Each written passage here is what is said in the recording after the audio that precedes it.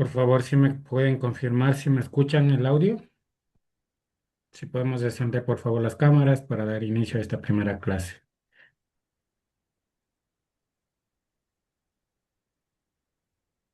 ¿Si me escuchan? ¿Alguien que me pueda confirmar si me están escuchando? Sí, Perfecto. la escucho. Muchas gracias. Muchas gracias, Michelle, por confirmar. Me confirman también si es que pueden visualizar la pantalla y si se está compartiendo la presentación.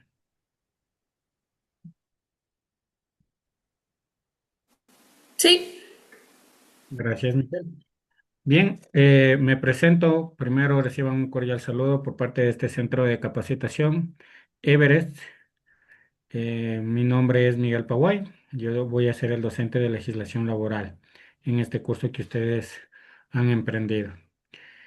Bien, vamos a dar explicaciones breves de cómo funciona la plataforma, las tareas, las calificaciones, tareas atrasadas, participación en clase y cualquier otra disposición que se pueda tener para el desarrollo de este curso.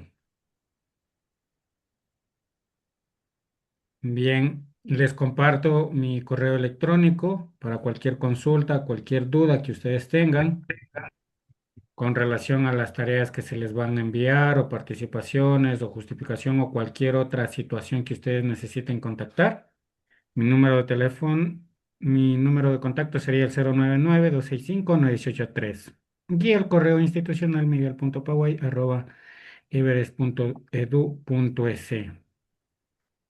También, si se encuentran ustedes en el curso de legislación laboral, al momento de ingresar al grupo de WhatsApp, también pueden encontrar mi número telefónico. Bien, algo sobre mi perfil con la finalidad de que ustedes tengan conocimiento del docente y su trayectoria. Yo poseo prácticamente una ingeniería en contabilidad y auditoría. Soy abogado también por los juzgados y tribunales del Ecuador. Tengo una maestría en contabilidad y auditoría, una maestría en fiscalidad internacional, una maestría en derecho laboral, una maestría en derecho administrativo y una maestría que finalicé en auditoría forense. Sobre mi trayectoria laboral, he trabajado en el Servicio de Rentas Internas, en ARSA, en universidades públicas y mi último cargo fue en la Defensoría Pública como director provincial. Esto es importante con la finalidad que ustedes vayan afianzando la confianza sobre los conocimientos que se les va a impartir en esta clase y asignatura. ¿Cómo funciona prácticamente el curso? Primero, debemos considerar que todas las clases se van a desarrollar de forma virtual. Las mismas van a ser grabadas y van a tener ustedes acceso a las clases grabadas en vivo en la plataforma de Erebes, pero en este caso sería el aula virtual a la cual ustedes tienen acceso. ¿Sí? Siempre debemos considerar 5 minutos antes de la conexión. Nosotros tenemos los días martes y jueves de 19 horas a 21 horas y los días sábados tenemos de 17 horas a 19 horas el horario de clases. Así está programado en este curso. Siempre 5 minutos antes y tenemos 5 minutos en espera. Es decir, a las 19:05 damos inicio a la asignatura. Eh, Al momento de dar inicio a la clase, siempre se va a tomar lista de los estudiantes y ese reporte se le remite a coordinación académica. Si, si existe algún compañero que por cuestiones de trabajo, enfermedad, caso fortuito, fuerza mayor, no puede asistir a una clase, debe justificar su ausencia en coordinación académica. ¿Sí? De igual forma, el contacto de coordinación académica lo pueden conseguir en el grupo de WhatsApp de legislación laboral. Todas las clases, al ser grabadas, requiere que ustedes se conecten prendida la cámara, a excepción de las personas que justifiquen en el chat cuál sería el motivo por el cual ustedes no pueden prender su cámara. La participación en el aula virtual, así como la participación en las clases, al ser la modalidad virtual, utilizamos el emoticón de alzar la mano para poderles conceder y habilitarles el micrófono, a pesar que también lo pueden habilitar ustedes por sí mismos y participar.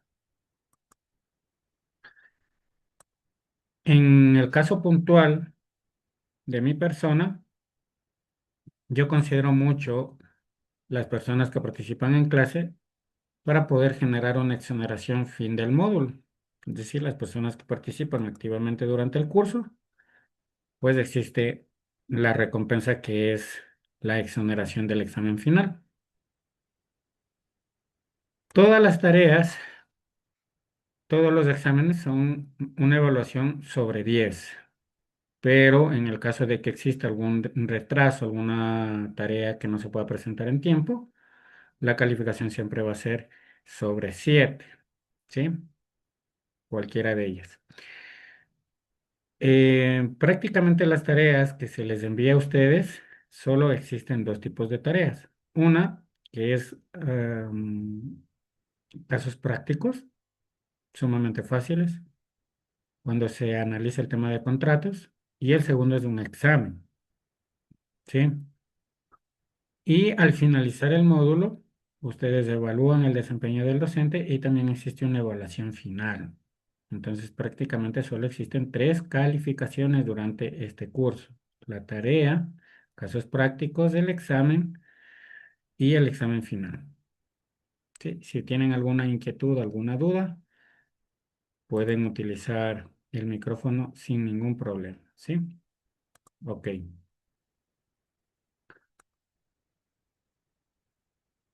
Reiterar que la calificación es sobre 10 y en el caso de alguna tarea que ustedes no hayan podido cumplir en el tiempo, será la calificación sobre 7, ¿sí? Y tenemos el acceso a la plataforma Everest, que entendería que ustedes ya pueden acceder con sus identificaciones, que lo habilitaron al momento de inscribirse en este curso. Perfecto. Me gustaría irles conociendo si existen compañeros que laboran en el sector público, si existen compañeros que laboran en el sector privado, si existen compañeros que laboran en el área de talento humano y qué tema principalmente ustedes quisieran aprender en este curso. Eso me gustaría que ustedes me participen y vamos a ir en orden de conexión. Primero, por favor, Adriani. Buenas noches, profe, ¿cómo está? Bueno, yo soy Adriana Tabango, tengo 29 años, actualmente estoy trabajando en el área de talento humano. Con lo que respecta a lo que queremos aprender, me gustaría mucho conocer las nuevas políticas o leyes que han salido en este transcurso del 2025, porque han salido nuevos decretos, nuevas leyes. Entonces eso me gustaría actualizarme para poder tener en cuenta. Eso. Perfecto. Muchas Gracias. gracias, Adriani. Vamos con Eli Jiménez. Bienvenida, tiene el uso de la voz. Gracias. Buenas noches, profe. Buenas noches con todas, compañeras. Bueno, mi nombre es Elizabeth Jiménez. Trabajo en una empresa privada, en una cadena de restaurantes. Soy supervisora y no trabajo en el área de talento humano y sí me gustaría aprender para actualizarme en las leyes actuales en lo que respecta al Ministerio de Trabajo, todo eso, para este año, 2026. Muchas gracias. Gracias a usted, Eli. Seguimos con Caterine. Buenas noches, profesor. Soy Caterina Bolotuña, trabajo en un cuerpo de bomberos de Cantón Rumiñahui. Actualmente quiero aprender sobre el tema de talento humano, sobre los contratos y cómo se puede utilizar la herramienta del SUT, del Ministerio de Trabajo. Perfecto. Muchas gracias, Caterina. Tengo dos Caterinas, Caterina Ludeña y Gualotuña. ¿Quién habló en este momento? Caterina Bolotuña. Ya. Entonces, Caterina Ludeño. Buenas noches, profe y compañeros. Bueno, mi nombre es Caterina Ureña.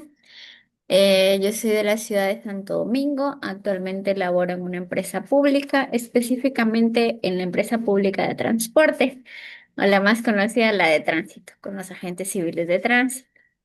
En el área de talento humano, soy nuevita en el área, entonces por eso me metí a este curso para poder reforzar los pocos conocimientos que he tenido hasta el momento. Perfecto, gracias, Caterina. Vamos con Katiuska.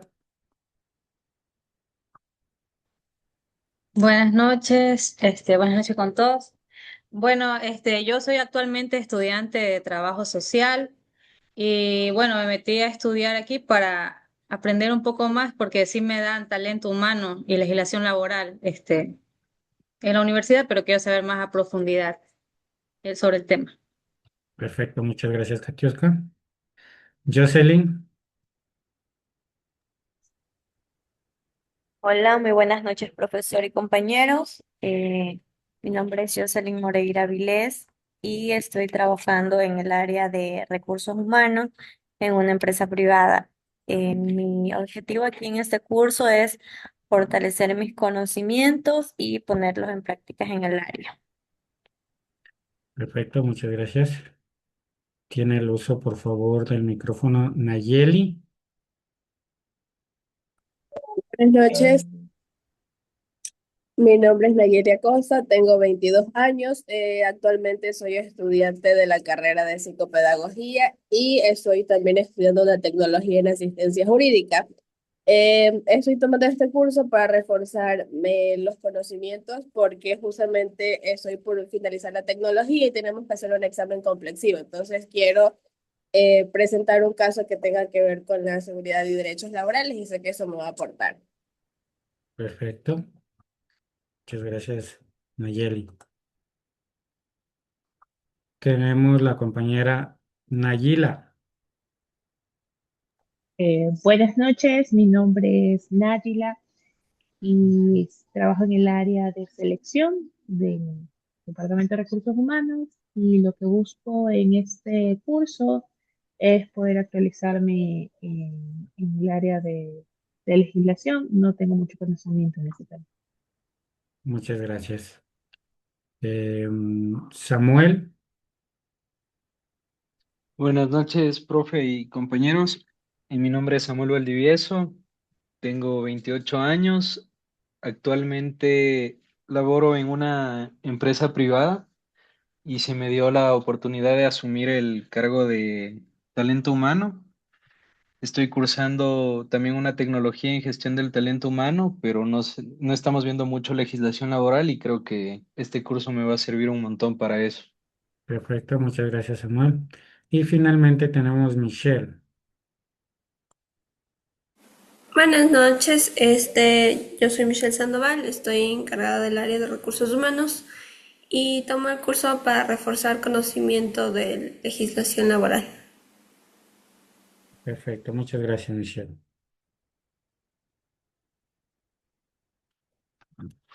Creo que no me falta ninguna persona que se presente.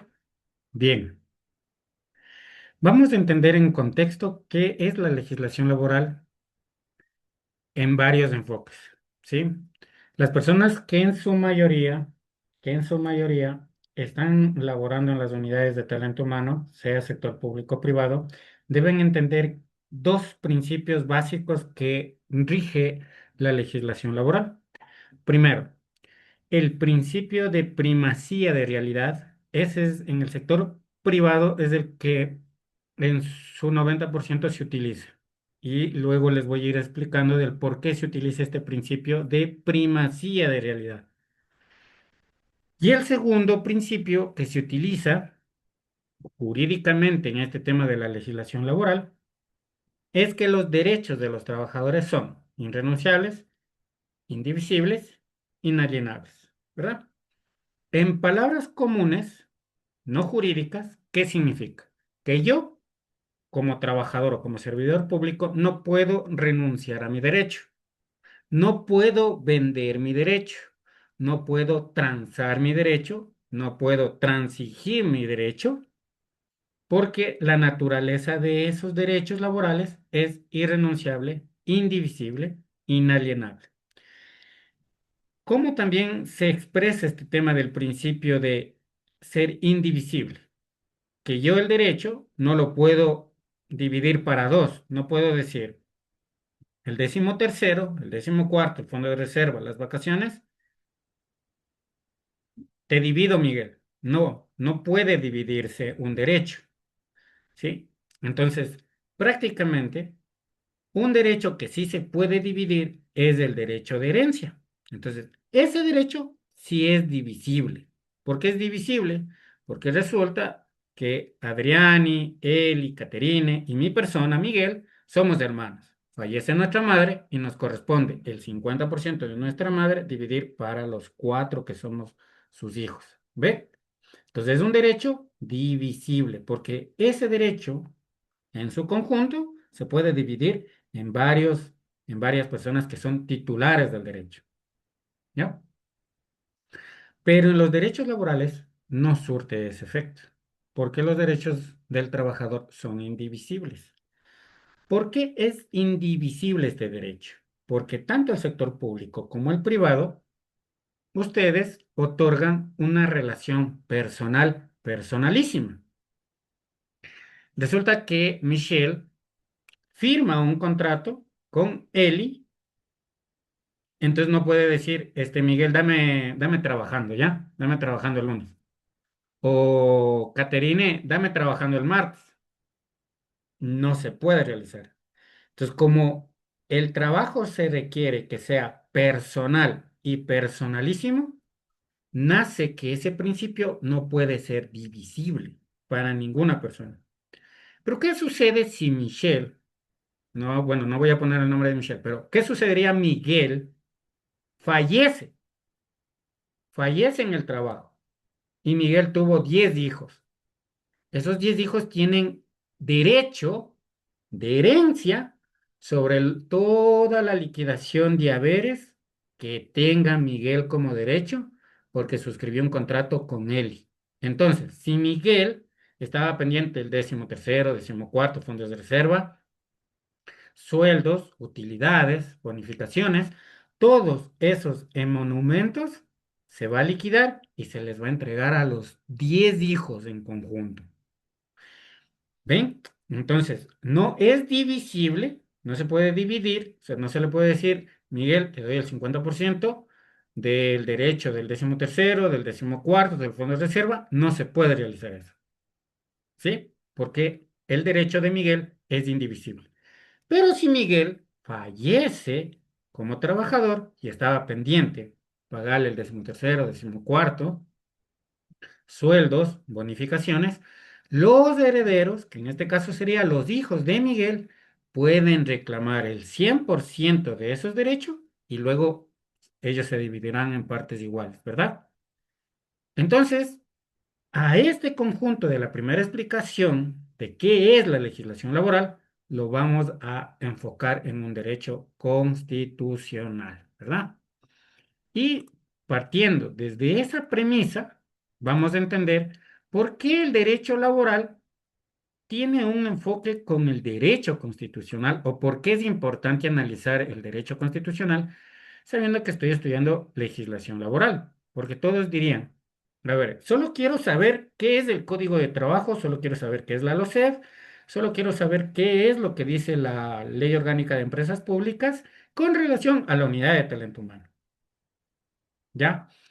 Pero resulta que cuando ustedes están en el campo práctico, hay un debido proceso y ese debido proceso, para decirle, ejemplo, a Jocelyn, usted ha incumplido en su jornada de trabajo, reiteradas ocasiones y el reglamento interno me faculta llamarle la atención a usted, Jocelyn. Entonces resulta que Jocelyn contrata un abogado y dice, el abogado de Jocelyn dice, oiga, ¿y le respetaron el debido proceso antes de ponerle llamado de atención? No, solo me pusieron la sanción y ya. Entonces, ese debido proceso que ustedes, comunidad de talento humano, deben garantizar para imponer una sanción, sea verbal, sea escrita, o inclusive para votarle a Miguel del Trabajo, que se llama, entre comillas, para el sector privado, visto bueno, y entre comillas, para el sector público, sumario administrativo. Entonces, ¿cómo le puedo votar a Miguel? A Miguel lo puedo votar por visto bueno, si estoy trabajando en el sector privado, y si estoy trabajando en el sector público, entonces va a existir el sumario administrativo para votarle a Miguel. Pero ¿quién hace todos los informes? Ustedes, porque ustedes son la unidad de talento humano. Entonces, es importante que ustedes conozcan por qué se relaciona el derecho constitucional con la legislación laboral. Y entonces arrancamos de que la relación que tiene el derecho laboral con las demás ramas del derecho ya no es un enfoque solo del derecho constitucional. También tenemos una relación con el derecho civil. ¿Por qué? El derecho civil me da conceptos y regulaciones para el trabajo en relación a la costumbre. Por ejemplo, resulta que Nayeli es dueña de una hacienda y le contrata a Miguel para que coseche piñas. ¿Ok? ¿Cuánto paga Nayeli por cada piña? No sabemos. Entonces, ¿a dónde nos vamos para determinar si es 5 centavos, si es 10 centavos, si es 20 centavos? A la costumbre del sector. Entonces nos vamos a Santo Domingo, en donde hay exportadores de piña, y le vamos a preguntar a una empresa y le vamos a decir, ¿cuánto paga usted por cada planta cosechada? Ah, no, no, no, nosotros no pagamos por planta, pagamos por tonelada. Ah, ok. Entonces voy a tener que pagarle a Miguel ya no por planta, sino por tonelada, y eso se llama costumbre, porque en ninguna parte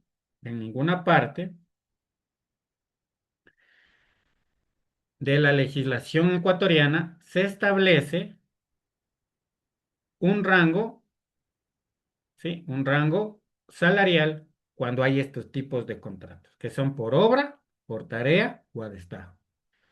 Existe una tabla sectorial que utilizamos todos para fijar una remuneración de acuerdo al cargo, pero recuerden que si es un contrato por obra, si es un contrato a destajo o si es un contrato por tarea, la costumbre es una fuente principal para ese contrato.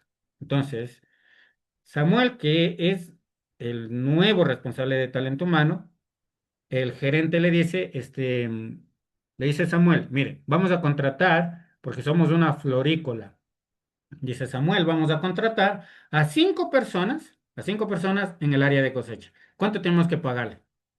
Y Samuel, como ya tiene conceptos básicos del derecho laboral, del derecho civil, y está en el sector privado, va a decir, ah, sí, señor gerente, no hay ningún problema. La remuneración de estas 5 personas que van a ingresar al área de cosecha, lo vamos a establecer de acuerdo a la costumbre. ¿Y cuál es la costumbre? Pues se le paga, me invento, por toneladas de rosas cosechadas. Por cada tonelada se le cancela $150. Me invento, ¿verdad? Porque no tengo experiencia en la florícola. ¿Ya? Entonces Samuel da un criterio válido. Porque imagínense decirle al señor gerente, lo que pasa, señor gerente, es que ninguna persona puede ganar menos del básico. No es así. ¿sí? O sabe qué, deme 2 minutos, me descargo del internet, busco en la tabla sectorial y veo un cargo que diga trabajador agrícola y entendería que ese va a ser la remuneración del trabajador agrícola. No, porque yo tengo que analizar la modalidad del contrato, si es un contrato eventual, ocasional, de temporada, si es por obra, si es por destajo o si es por tarea. Entonces, en este momento, ustedes ya tienen dos aspectos claros de cómo funciona la legislación laboral. La primera es un derecho constitucional en el cual el derecho del trabajador no puede renunciar, no puede vender y no puede dividirse. Y el segundo es la primacía de realidad, que eso lo vamos a ver bastante en talento humano, pero enfocado al sector privado. ¿Ok? Entonces, y ahora estamos haciendo una introducción del derecho civil, que por qué es importante el derecho civil, y les acabo de explicar de que es importante el derecho civil por la costumbre como fuente del derecho, porque esta costumbre lo que me va a permitir es decir cuánto va a ganar el trabajador A, B o C en cierto tipo de contrato. Y luego vamos a un derecho penal. Entonces van a decir, pero ¿por qué tengo que aprender el derecho penal? Si eso ya le corresponde a la fiscalía, si eso le corresponde, no sé, al abogado, ¿por qué yo, comunidad de talento humano, tengo que entender el derecho penal? ¿Por qué es importante el derecho penal? Resulta que Adriani contrata a Miguel de cajero y Miguel se va llevando la plata de la caja, de la venta de los 3 días, de la semana, del mes o de lo que sea. ¿Qué hace Michelle como unidad de talento humano? ¿Qué procedimiento hace Michelle cuando ya se enteró que Miguel se fue llevando el dinero de Adriani? ¿Qué hace Michelle? Entonces, como Michelle va a tener conocimiento de este curso, va a decir, perfecto, tenemos que hacer una denuncia, vamos a acompañar estas pruebas y vamos a presentar a tal institución. Comunidad de talento humano no es la persona que va a redactar una denuncia, pero sabe qué hacer, qué acción hacer. Comunidad de talento humano, ¿verdad? Pero resulta que Miguel viene trabajando 20 años para Adriani. Y justamente en el mes de diciembre, Miguel se lleva el dinero, sigue trabajando y Adriani le dice, oiga, pero Michelle, ¿cómo va a ser posible de que Miguel me robe en el mes de diciembre y sigue viniendo como si no pasara nada en enero? ¿Por qué? Entonces Michelle va a decir, resulta que una cosa es que usted le denuncie por el robo a Miguel y otra muy diferente es el visto bueno que tenemos que hacerle a Miguel para botarle del trabajo. Ah, ok. Entonces tengo que ver que si Miguel robó y tengo un reglamento interno, ese reglamento interno tiene que decir, oiga, es una falta gravísima lo que usted hizo y ahora sí le voy a botar del trabajo, pero con visto bueno. No solo porque robó, ¿verdad? Porque hay una presunción de inocencia. Todas las personas somos inocentes mientras no se demuestre lo contrario. Es un principio básico del derecho penal. Pero eso no es importante.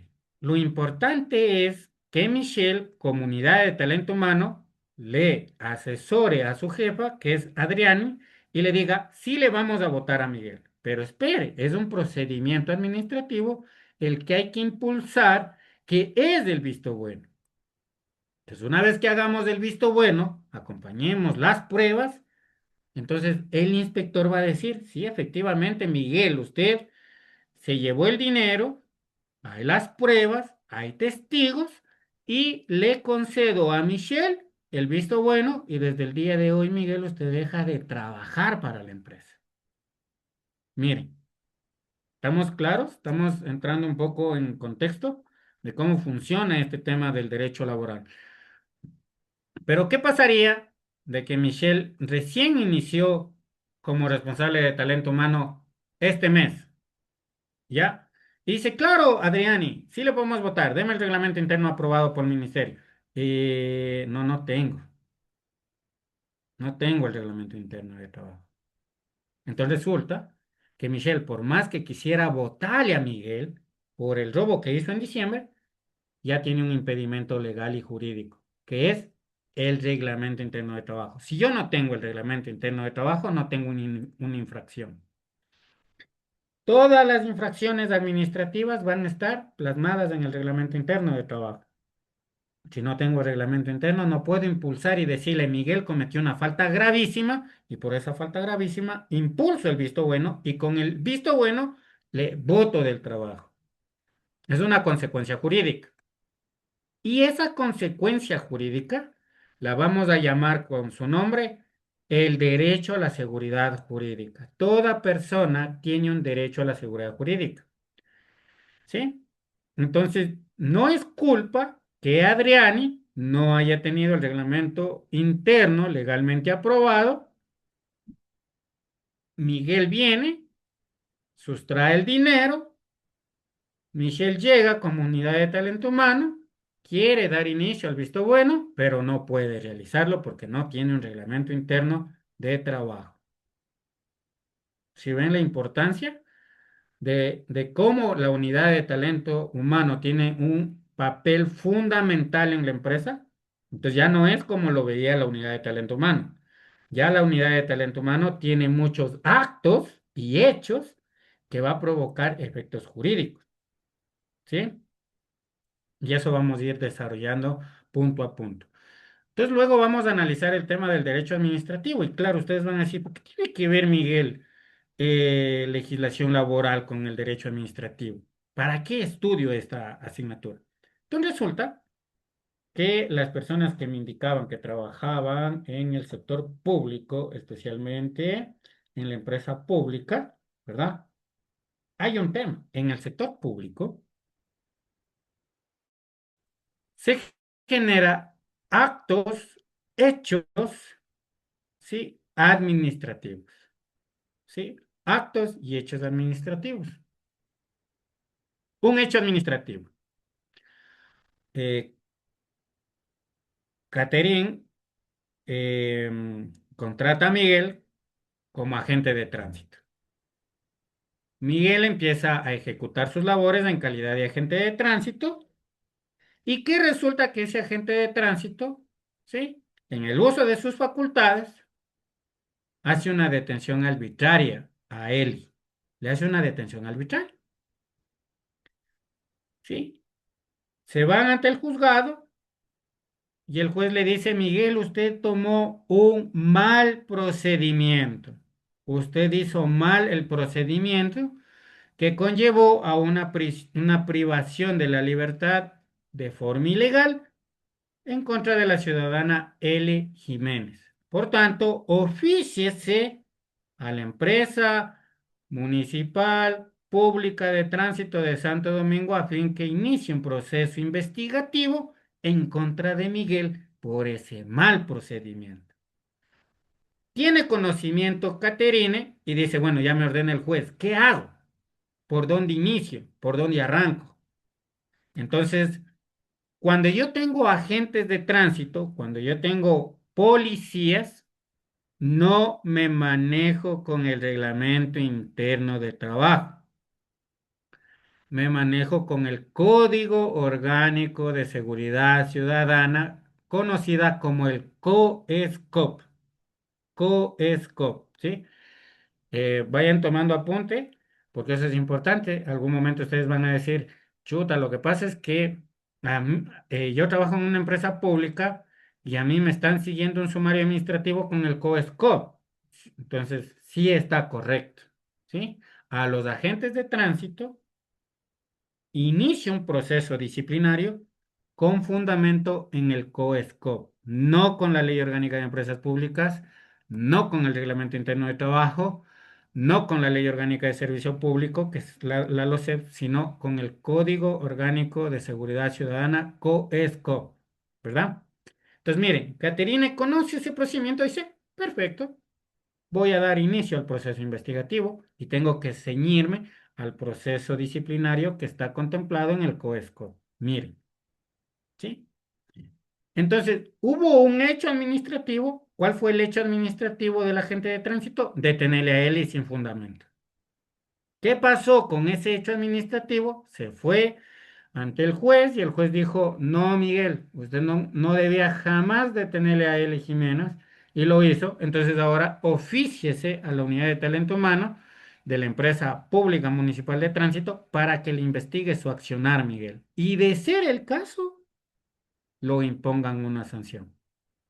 Entonces, claro, la sanción puede ser, me suspenden 15 días sin remuneración, me suspenden un mes sin remuneración o lastimosamente me destituyen, me destituyen. Entonces, miren, los términos entre el sector público y el sector privado cambian. ¿Cómo le voto a Miguel de trabajo? Con visto bueno si es sector privado. ¿Cómo le voto a Miguel si es agente de tránsito? Con sumario administrativo a través de la destitución. ¿Sí? Estamos en contexto. ¿Por qué también es importante el tema del derecho administrativo? Porque resulta de que Náyila, ¿verdad? Contrata a Nayeli, le contrata a Nayeli en el área de marketing, ¿sí? Entonces, Nayila le dice a Nayeli, le dice, Nayeli, por favor, usted que tiene experiencia en marketing, necesito que me dé patentando este logotipo. Me voy a inventar con un ejemplo de estas velas. ¿Pueden visualizar las velas? Mm, Creo que ahí, ¿no? Ya, ahí se visualizan las velas, ¿verdad? Entonces, Nayila le dice a Nayeli, le dice, por favor, patenta este logo, que es de mis velas. ¿Ya? Entonces, Nayeli, como no sabe derecho administrativo, no sabe la consecuencia jurídica del no registro de esa marca. Y pasa un mes, pasa 2 meses, pasa 3 meses, se le olvida a Nayila dar un seguimiento, ¿verdad? Y la empresa repunta en sus ventas de las velas con ese logo, con esa marca. Y resulta que Michelle, que es la competencia, le registra primero esa marca de las velas con el logotipo y el nombre. Como obviamente Nayeli no hizo eso, gana Michelle y luego le demanda a Nayela, ¿sí? Por el uso indebido de ese logotipo. Nayela dice, pero ¿cómo va a ser posible si yo le ordené a Nayeli que haga el registro de esta marca y va y le consulta a Nayeli y le dice, ¿dónde está el registro de la marca? Lo que pasa es que yo no sabía que cómo era el procedimiento y para que usted no me bote del trabajo, yo me quedé callada y lastimosamente no hice el registro. ¿Ok? Nayela se va y le dice a Eli Jiménez, que es talento humano, Eli, ¿qué hacemos? ¿Qué hacemos? ¿Qué acción hacemos? Entonces, claro, Eli Jiménez, como tiene conocimiento del derecho administrativo, del derecho civil, no a profundidad, pero sí en su contexto, dice, mire, podemos primero iniciar un visto bueno porque evidentemente cometió una falta grave al reglamento interno de trabajo, que fue inobservar una disposición de la máxima autoridad. Entonces, podemos iniciar eso. Pero también como generó un perjuicio a la empresa, podemos iniciar una demanda de daños y perjuicios en contra de Nayeli porque no registró la marca y eso provocó que la competencia lo registre y luego nos demande por el uso de nuestra marca y el logotipo en las velas. Daños y perjuicios, ¿verdad? Entonces miren cómo se va concatenando la unidad de talento humano en donde ya no es como se veía que es talento humano. ¿Cómo se ve a talento humano? ¿O cómo pensamos que es talento humano? Pensamos de que la unidad de talento humano tiene que realizar un proceso de selección, verificar la hoja de vida, hacer el contrato, cargar en el SUD y ya, se terminó. Luego, cuando se vaya el trabajador, tengo que hacer el acta de finiquito, cargar los documentos y ya. No es eso talento humano. Talento humano tiene que tener un contexto holístico de qué puede suceder con los trabajadores y qué acción puedo tomar en cada una de esas eventualidades. Ejemplo, Katiuska es ingeniera eléctrica y nosotros somos una empresa de electricidad privada que colocamos postes. Contratamos a Katiuska. Y a mí, Miguel, Miguel, que soy el responsable de la unidad de talento humano, se me olvida hacer el acta entrega-recepción de las botas aislantes y de los guantes a Katiuska. Katiuska, bueno, dice, no me entregaron nada, pues me voy a instalar". Pone sus escaleras, empieza a subir, ¿sí? Quiere hacer la conexión, se electrocuta y fallece. Todas las personas que están en este momento como talento humano, ¿qué acción hacemos? ¿Qué le hacemos a Miguel? Punto uno. ¿Y qué pasa con la fallecida, con Katiuska? ¿Qué hacemos?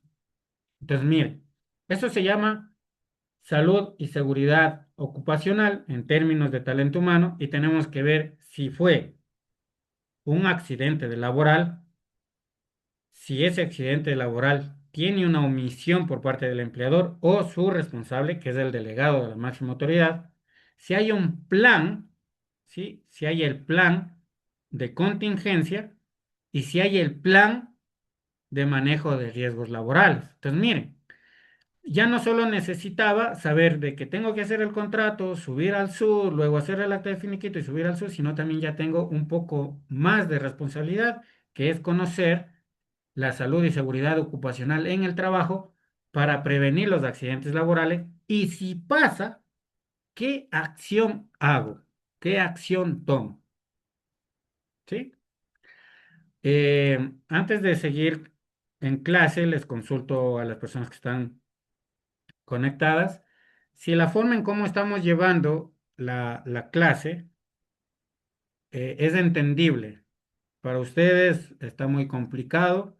¿Alguna sugerencia?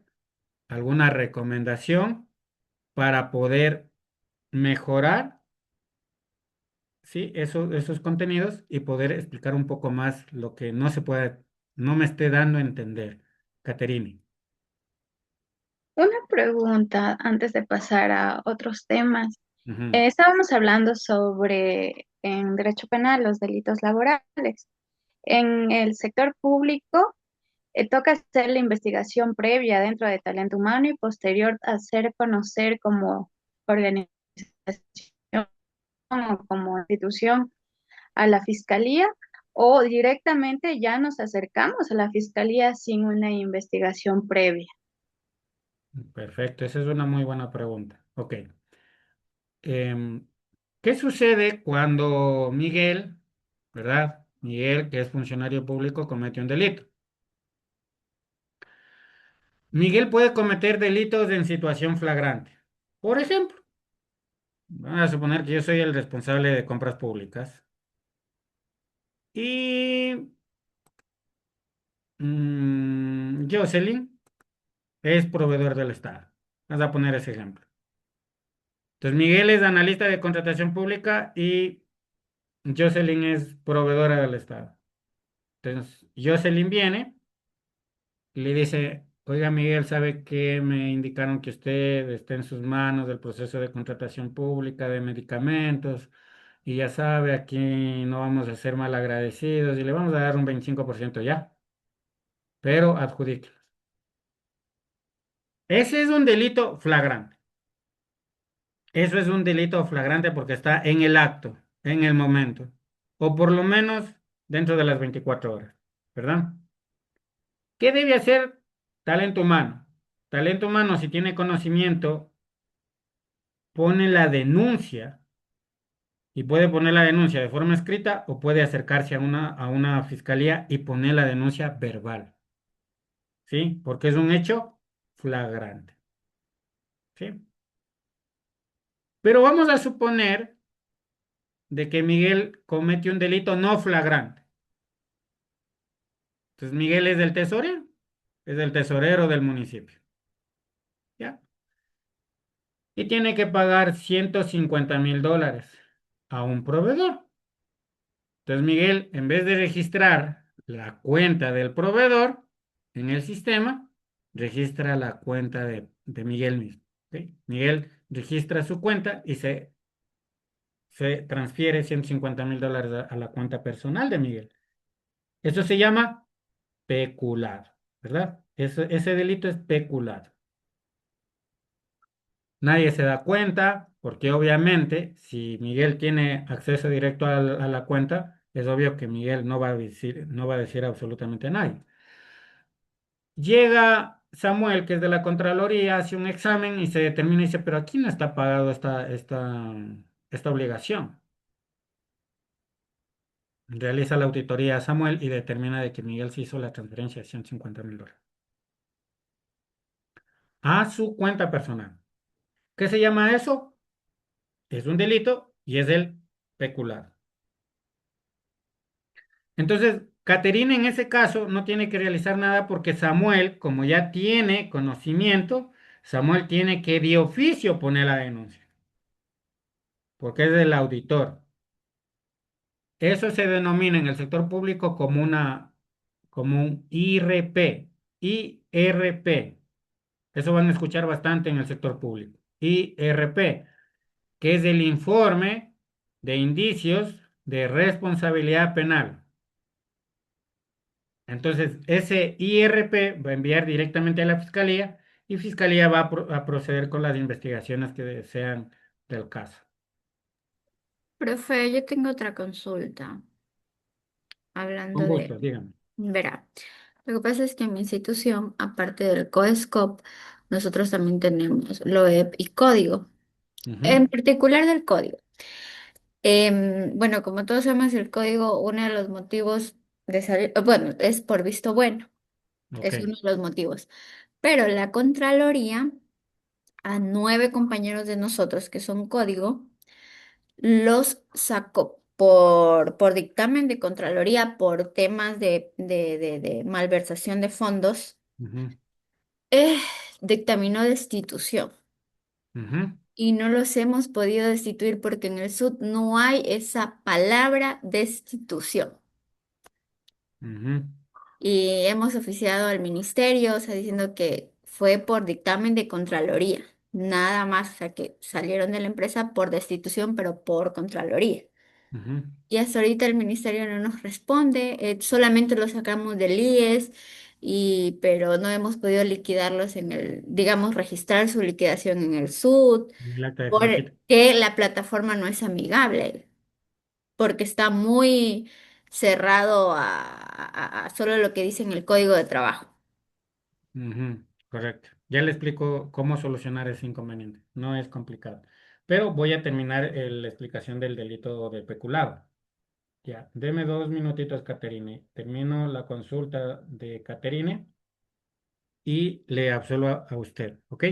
Entonces, ¿qué resulta? Que como Miguel se hizo la transferencia de $150,000, Samuel, que es el auditor, ya puso en conocimiento de la fiscalía por el delito de peculado, ¿ya?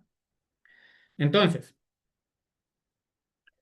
Miguel, por el delito de concusión, por haber pedido una coima para darle la adjudicación, es un delito flagrante. ¿Y qué es lo que tiene que hacer Caterine para poder votarle a Miguel del sector público? Es dar inicio a un proceso sumario administrativo que es muy diferente a lo que pasa en la vía penal.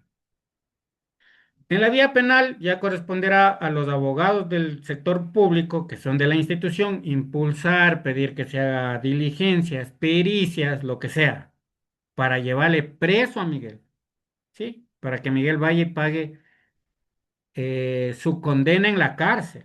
Pero eso es por cuerda separada lo que pase con la estabilidad laboral que tenga Miguel. Entonces, Si Miguel tiene un contrato prorrogado de dos o más años, no se le puede notificar así de simple.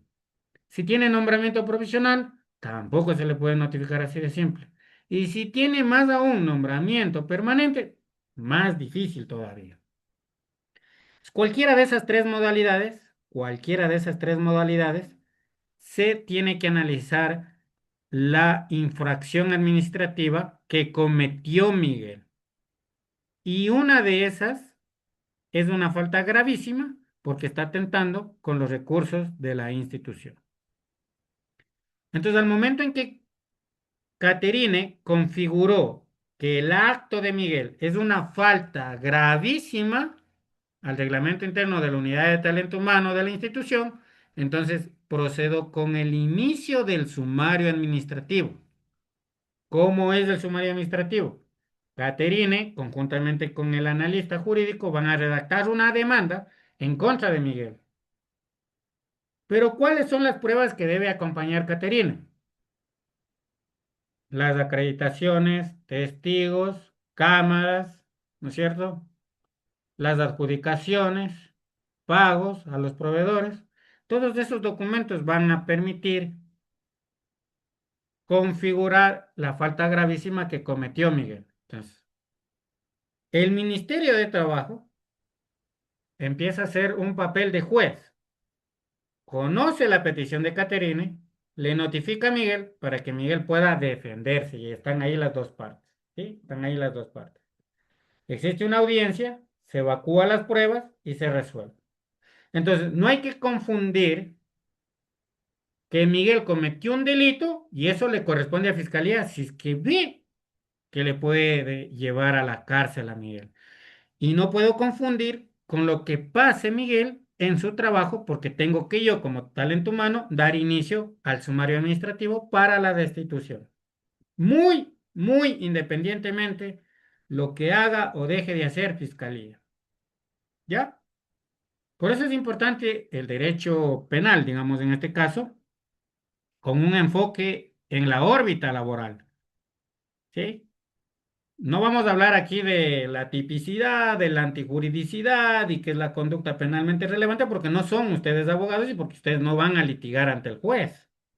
Pero ustedes, comunidad de talento humano, dicen, a ver, Miguel cometió un delito y es un delito, tiene que irse directo una denuncia a la fiscalía y allá la fiscalía se impulsa, no impulsa, se investiga, no investiga o si le lleva o no a la cárcel a Miguel. Eso es de fiscalía. Yo cumplí. Pero usted como cometió, a más de ese delito, cometió una falta gravísima en nuestro reglamento, entonces ahora sí me corresponde a mi comunidad de talento humano impulsar el sumario administrativo ante el Ministerio de Trabajo, evacuar mis pruebas y destituirle a usted, Miguel. ¿Estamos de acuerdo? ¿Sí? Perfecto. ¿Qué pasa con la interrogante de Caterín? Dice, la Contraloría realiza un examen especial o puede existir una auditoría financiera y determina responsabilidades. ¿Por qué sucede eso?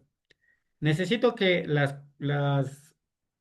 los tips que les voy dando lo anoten en un cuaderno y siempre lo investiguen después de la clase y digan, ah, sí, es verdad lo que Miguel le está diciendo, porque puede ser que Miguel sea mentiroso y me esté diciendo algo que no está. Entonces, si ustedes revisan lo que dice el 229 de la Constitución de la República del Ecuador, dice lo siguiente, todos todos son servidores públicos, todos, de cualquier modalidad que preste servicios para el Estado. Y aquí viene una puntualización en que la única situación que se separa es que los obreros del sector público estarán regidos bajo el Código de Trabajo. ¿Ya? Entonces hay que enfocar bien este contexto constitucional en el sector público. Yo, aun cuando sea obrero, sigo teniendo la calidad de un servicio público o servidor público. Pero mi legislación es código de trabajo. Entonces no estoy exento. Y ahí viene el 233. Lean el 233 de la Constitución de la República. Y ahí viene el 233 de la Constitución que dice que ninguna persona que actúe en virtud de una delegación estatal está exento de tres tipos de responsabilidad. Primero, administrativa, civil y penal. Entonces, ninguna persona puede estar exenta de esas tres responsabilidades. ¿Puede cometer Miguel las tres? Sí, sí puede cometer las tres. Primero, inobservo la ley. Segundo, ocasiona un perjuicio. Y tercero, puede cometer un delito. Ejemplo, en el mismo ejemplo de la concusión. Inobservé norma de código de ética, de reglamento interno y de los principios de la contratación pública al tener contacto con el proveedor del Estado en un concurso de adjudicación. Sí. Entonces, solo por eso ya tengo una responsabilidad administrativa, porque violé la norma. Y vamos a suponer que yo le adjudico a esa persona sin cumplir el procedimiento de contratación pública, le adjudico y le dan un anticipo a esa persona sin las garantías del buen uso del anticipo. Cometo un daño y perjuicio económico, civil, civil. Hasta ahí ya estamos civil. Miren, ya cometí una administrativa y no observé todos los principios. Segundo, hago un pago de anticipo sin tener las garantías del buen uso del anticipo.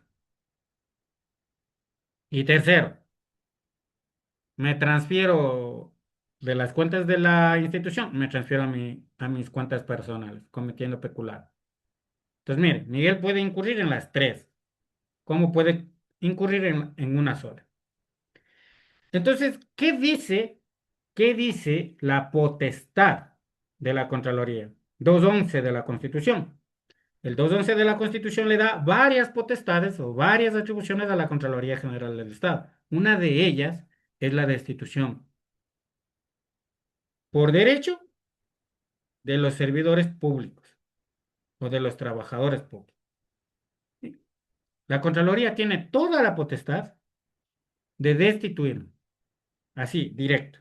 Hacen el examen especial, determinan que es o sea, que absurdamente Miguel ya no puede estar en el sector y destituyen a Miguel. ¿Ya? Pero regresemos un poquito al 229 de la Constitución que decíamos que los obreros del sector público van a estar regidos bajo el Código de Trabajo. Entonces, claro. ¿Qué me corresponde a mí? Comunidad de talento humano. Si es un código de trabajo, generar el acta de finiquito. Si yo me voy al acta de finiquito, en el acta de finiquito ustedes solo encuentran las causales por las cuales puede darse por terminado ese contrato de trabajo. ¿Y cuáles son las causales que están previstas en el Código de Trabajo? Vamos a leer el 169 del 169 del Código de Trabajo. Voy a dejar de compartir solo para responder la interrogante de Catherine. Cuando nosotros estamos en el Código de Trabajo y nos vamos al 169,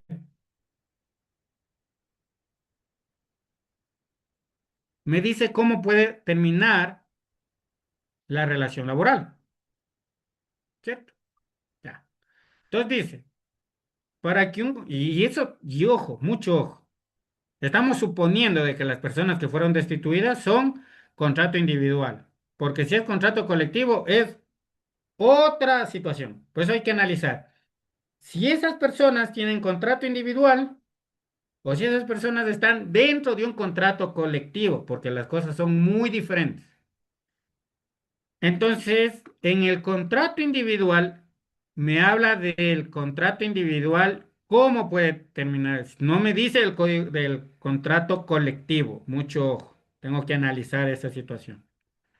Entonces, si es un contrato individual, termina por las siguientes causas. La primera, por causas legalmente previstas en el contrato. ¿Ok? ¿Cuáles son las previstas? Ejecución de obra o plazo. Me contraté por un año, se cumplió el año, terminamos. Segunda, por acuerdo entre las partes. Tercera, por conclusión de la obra, periodo o el objeto. Por muerte del empleador, por muerte del trabajador, caso fortuito, fuerza mayor, que imposibilite el trabajo como incendio, terremoto, tempestad, plaga, guerra y en general cualquier otro acontecimiento extraordinario que los contratantes no pudieron prever o que previsto no pudieron evitar. Esta es la causa. Cualquier otro acontecimiento extraordinario que los contratantes no pudieron prever o que previsto no lo pudieron evitar. Contraloría me hace un examen, ¿ya? Contraloría me hace un examen y eso no estaba jamás de la vida contemplado dentro de nuestra relación laboral empresa-obrero. Es como que yo no preveo que Miguel sea un corrupto de esos corruptos, bien corruptos. No preveo que tenga esa conducta Miguel, pero tampoco preveo de que Michelle sea una extraordinaria auditora y le detecte la mentira a Miguel. Y como le detecta con la auditoría, entonces le van a em, generar la destitución a Miguel. Entonces, ese es un acontecimiento que es extraordinario y que no es imputable o sea, ni a la empresa pública ni a Miguel, sino es de un tercero, que es prácticamente la Contraloría, que en este caso puede ser Samuel, ¿verdad? Entonces, yo considero cuál es el mecanismo más idóneo como talento humano para evitar que luego me hagan una auditoría y me digan, pero usted, ¿por qué le sacó por la causal 6? Ya, entonces, ¿qué hace Caterina? Caterina va a decirle a su jefe inmediato, estimado Miguel, como es de su conocimiento, recibimos el oficio número tal, tal, tal de la Contraloría General del Estado en el cual se dispuso la desvinculación inmediata de Miguel por la causal de destitución. ¿Sí?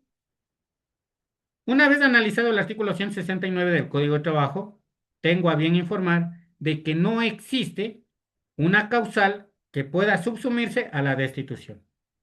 Sin embargo, considero que lo apropiado sería considerar la causal 6 del 169 del Código de Trabajo porque es un acontecimiento extraordinario que no pudieron prever las dos partes.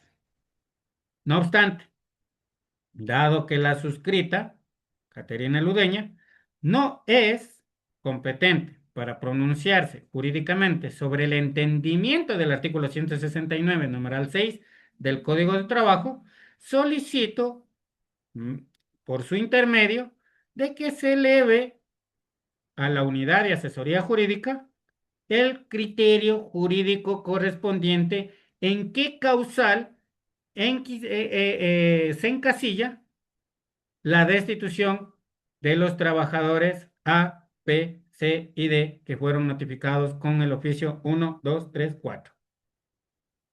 Entonces, hago la solicitud de un criterio jurídico para que el abogado me diga, me pusieron difícil, porque por voluntad del empleador no lo es, por voluntad del trabajador no lo es, por desahucio tampoco lo es. Entonces me queda el 6, caso fortuito, fuerza mayor.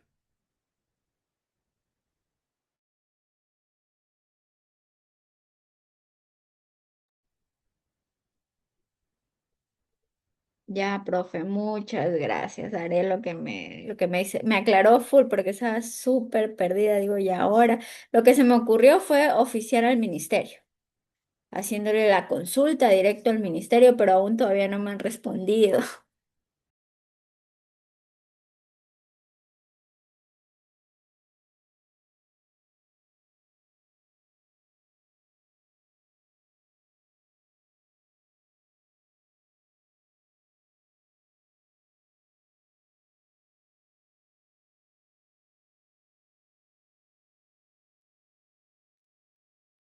Les pido disculpas, se me fue el internet. ¿Sí me escuchan? Sí. Perfecto. Déjenme ver solo si es que se está grabando. Sí. Ok. ¿Qué sucedería si las personas destituidas es contrato colectivo?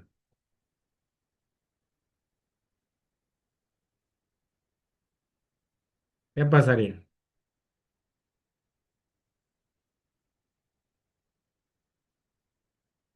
Vamos a ver un ejemplo práctico de qué es lo que sucedería.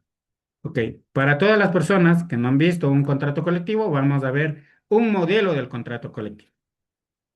Este es un contrato colectivo que lo celebró ¿quién? El Sindicato de Trabajadores del Ministerio de Finanzas con el Ministerio de Finanzas. ¿Qué pasaría si Miguel, que está dentro del contrato colectivo, le van a destituir? ¿Qué hace Talento Humano? Talento Humano tiene que irse a las causales por las cuales el contrato colectivo tiene y puede generar la facultad del despido, hablemos así. Entonces, cada uno de estos contratos da obligaciones y da derechos, cada uno de estos artículos. Entonces, por ejemplo, este contrato colectivo dice sobre las vacantes y puestos de nueva creación. También dice obligaciones de las partes y beneficios marginales.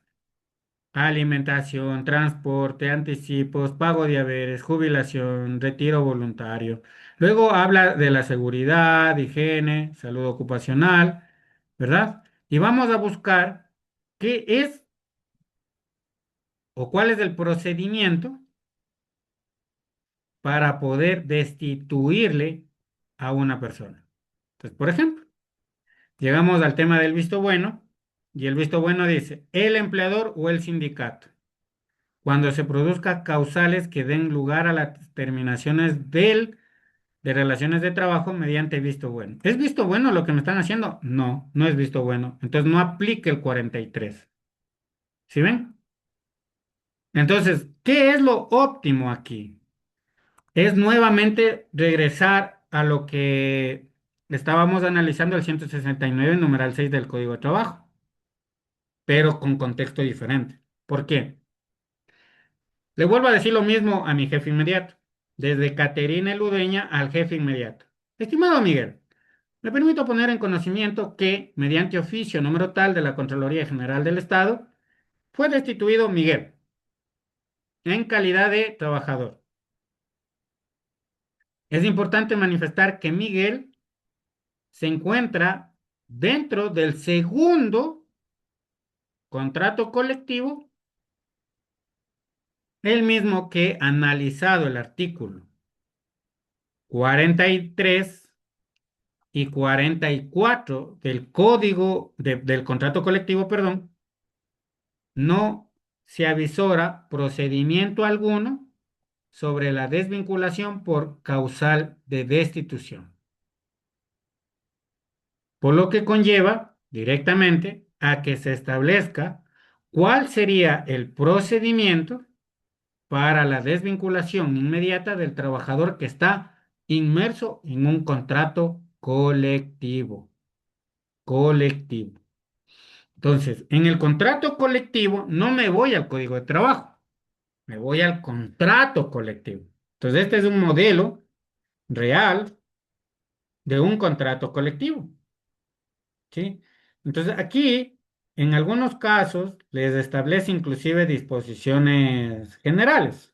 Dice, por ejemplo, todas las conquistas o aspiraciones encontradas en el presente contrato colectivo entrarán en vigencia a partir de la suscripción.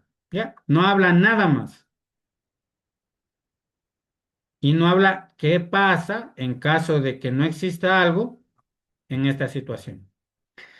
¿Cuál es en sí la diferencia en el contrato individual versus el contrato colectivo para el caso que está exponiendo Caterina?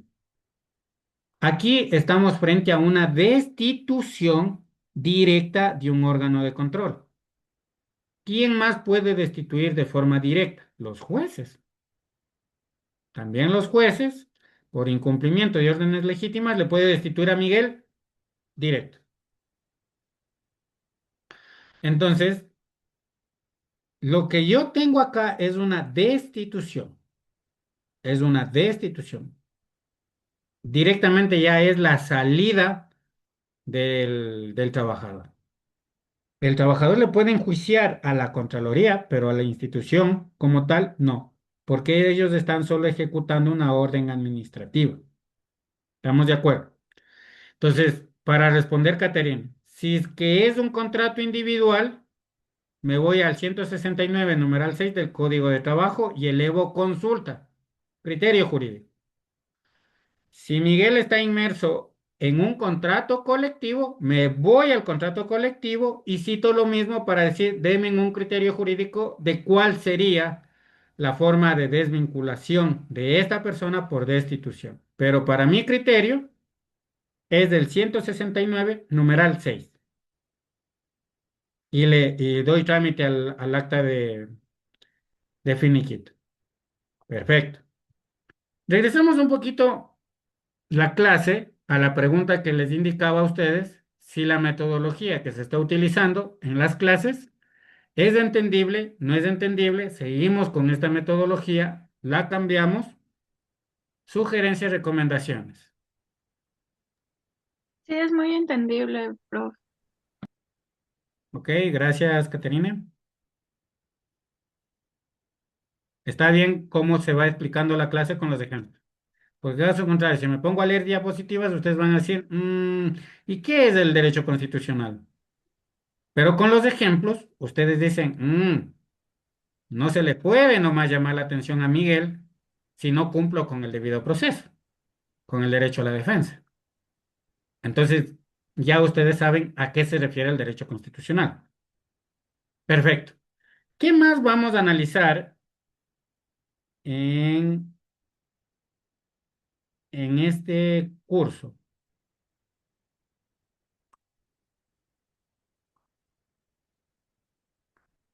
Ya. Se está visualizando la pantalla donde dice derecho constitucional, derecho civil, derecho penal. ¿Sí? Esa lámina. Perfecto. Gracias por confirmar. Entonces, el derecho administrativo también surte efecto con lo que sucedió o está sucediendo en la empresa pública de Caterín. O sea, me encuentro con que el sistema no es compatible a una causal de destitución. Entonces, el derecho administrativo surte efecto cuando yo elevo una consulta. Y una de esas consultas es al Ministerio de Trabajo para decir, oye, Ministerio de Trabajo, verás, como tú eres creador del SUT y dice el 169, numeral 6, que se puede realizar por cualquier otra causa extraordinaria la terminación del contrato individual, te consulto si la destitución puede o no encasillar en esta causal. ¿Ya? ¿Por qué es importante preguntar antes de dar continuidad, Caterina? Al momento en que usted haga el acta de finiquito, se va a generar el desahucio.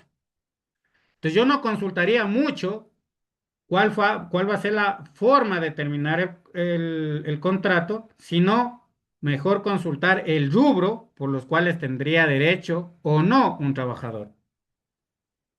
Y me queda la duda porque uno de los rubros que sí o sí le va a salir en el acta de finiquito es el desahucio. ¿Y cuánto es el desahucio? El desahucio es si es que laboro de 1 a 3 años es del 25. Y si es más de 3 años, es una remuneración.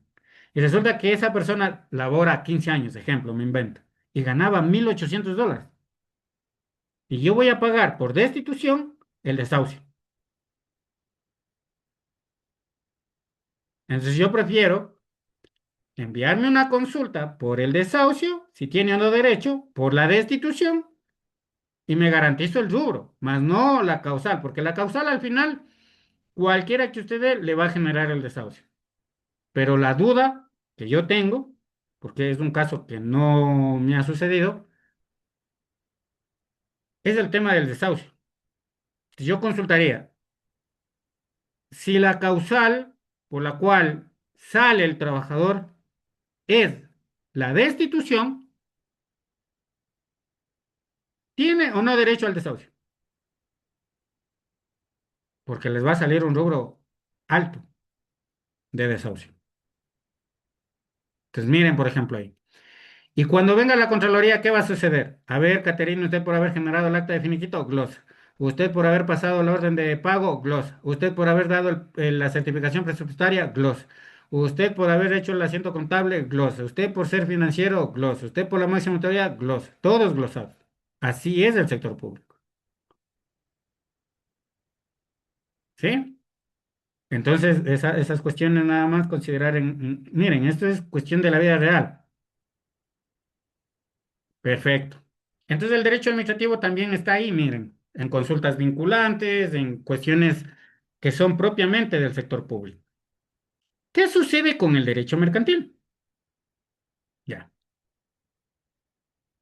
El derecho mercantil tiene un impacto con la legislación laboral porque vamos a hablar aquí de las empresas terciarias del servicio. Por ejemplo, limpieza, guardianía, ¿sí? Los guardias de seguridad y las personas que ejercen mediante asociaciones, asociaciones de limpieza, ¿sí? ¿Qué pasa con esas personas? ¿Y por qué tengo que analizar ese derecho mercantil con el enfoque al derecho laboral? ¿Sí? ¿Estamos de acuerdo? Por eso es importante el derecho mercantil, porque vamos a hablar de esas de empresas que inclusive se le denominan hoy en día eh, las outsourcing, ¿sí? Que son las que dan el servicio de tercero. Por ejemplo, usted quiere contratar el servicio contable, lo puede utilizar a través de una empresa. Pero ¿por qué tiene que ser enfocado a la legislación laboral? ¿Por qué, Miguel, si contrato a abogados externos, si contrato a contadores externos, ¿por qué es importante, Miguel? ¿Para qué? Porque resulta que la empresa es como la casa de nosotros. ¿Ya? La empresa de todas las personas es como una casa de nosotros. Si yo les pregunto a ustedes, ¿ustedes dejan nomás de ingresar a cualquiera a la casa? No, ¿verdad? Ustedes primero le analizan, si es un amigo, le van conociendo las costumbres, los hábitos, todo, todo, todo. Ustedes antes de que vaya una persona a la casa de ustedes, sea por amistad, o sea, por visita, o sea, por cualquier situación, ustedes analizan sumamente bien a quién van a meter a su casa, ¿verdad?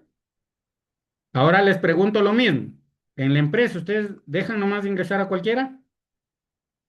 No, ¿verdad? Miren. Entonces resulta que Miguel es un adicto a la droga. Miguel, o sea, Miguel es adicto a la droga. Y Nayeli contrata a la empresa de servicio de aseo, ¿sí? Para que limpie todas las oficinas. Y esta empresa le manda a Miguel. Y Miguel en pleno pasillo de atención al cliente dice, para no perder la costumbre, un poquito. Y fuma ahí en delante de todos.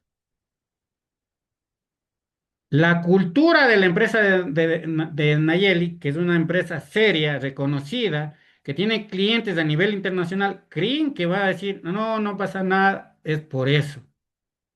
Es por la cultura organizacional de las empresas en las cuales, previo a ingresar cualquier persona, va a tener un diseño de políticas, un proceso de inducción, un proceso de reglas, un proceso de indu- explicarle o indicarle a la persona que va a ingresar a la empresa cómo funciona esta empresa, cuáles son los principios, cuáles son los valores y cuál es la cultura organizacional. Miguel, usted no puede venir acá a fumar. Ya. Miguel, usted no puede venir borracho. Miguel, usted no puede venir y hablar palabras soeces, que en términos vulgares sería que sea una persona vulgar. O que diga malas palabras, hablemos así. Usted, Miguel, no puede estar acosando a las compañeras de trabajo. Usted, Miguel, no puede ingresar a estas áreas restringidas. Usted, Miguel, no puede, me invento, circular por esta área. Si yo no tengo claro el aspecto jurídico del derecho mercantil, voy a cometer errores. y voy a cometer muchas omisiones como unidad de talento humano porque pensaba de que talento humano solo es para los trabajadores que nosotros contratamos y no a los proveedores externos. ¿Sí? Estamos de acuerdo porque es importante el derecho mercantil con el enfoque en el derecho laboral. ¿Sí? ¿Sí ven? Y luego tenemos el derecho a la propiedad intelectual, con el caso que puse o ejemplifiqué sobre el tema de no haber registrado la marca. ¿Qué sucede en el derecho de la propiedad intelectual? Ya, Miguel es contratado en una empresa de software. ¿Ok? Y esta empresa de software no tiene un buen asesoramiento y no le hacen firmar a Miguel el acta de confidencialidad, no le hacen firmar a Miguel un acta de propiedad industrial o un acta de propiedad intelectual sobre lo que él vaya a desarrollar como ingeniero en sistemas. Entonces yo descubro, trabajando para esta empresa, descubro un módulo, una fórmula de programación, voy y vendo a la competencia.